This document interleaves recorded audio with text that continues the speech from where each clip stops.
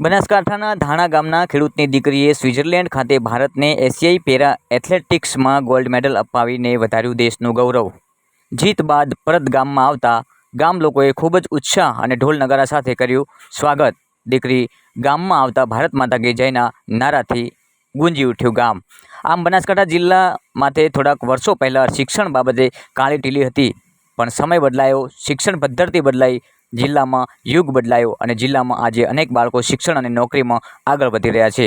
પણ જ્યારે સામાજિક રીત રિવાજમાં આજે પણ પછાતપણું છે, પણ રીત રિવાજની પરવા કર્યા વિના વાલીઓ અને દીકરીઓ ભણવા આગળ પહોંચતા આજે દેશ લેવલે અનેક દીકરીઓ પોતાની અલગ ઓળખ બનાવી રહી છે। એવી જ રીતે લાખણીના ધાણા ગામના ચૌધરી સમાજની દીકરી ભાવનાએ પણ દેશ માટે ગોલ્ડ મેડલ જીતીને ગૌરવ વધાર્યું છે। મહત્વની વાત છે કે આપ જે જોઈ રહ્યા છો તે દ્રશ્ય લગ્નના નથી કે નથી કોઈ રાજકીય નેતાના સ્વાગતના, પણ દ્રશ્ય છે ગામની દીકરી ભાવના ચૌધરીના સ્વાગતના।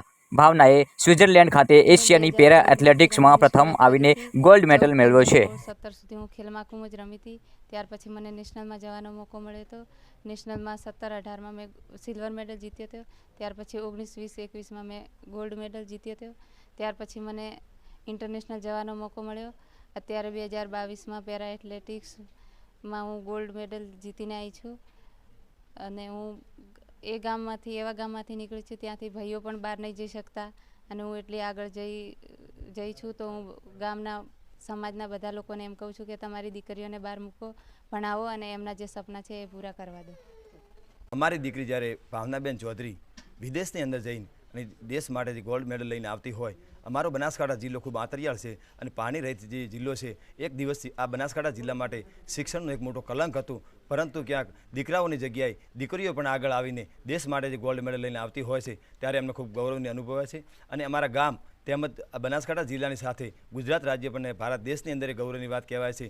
સરકાર દ્વારા જે આ જિલ્લાઓને શિક્ષણ આપવામાં આવ્યું છે, પરંતુ આવી દીકરીઓને ક્યાં કૌશલ્ય પ્રમાણે જો ઘણી બધી દીકરીઓ અહીંયા છે કે પોતાનું કૌશલ્ય પડ્યું છે, પરંતુ ક્યાંક એમને સાથ સહકાર જો આપવામાં વધુ આવે અને એમના ઉપર જો ફોકસ કરીને અલગથી વ્યવસ્થા કરવામાં આવે તો આવી હજારો દીકરીઓ આ દેશ માટે હજારો ગોલ્ડ મેડલ લાવી શકે તેમ છે।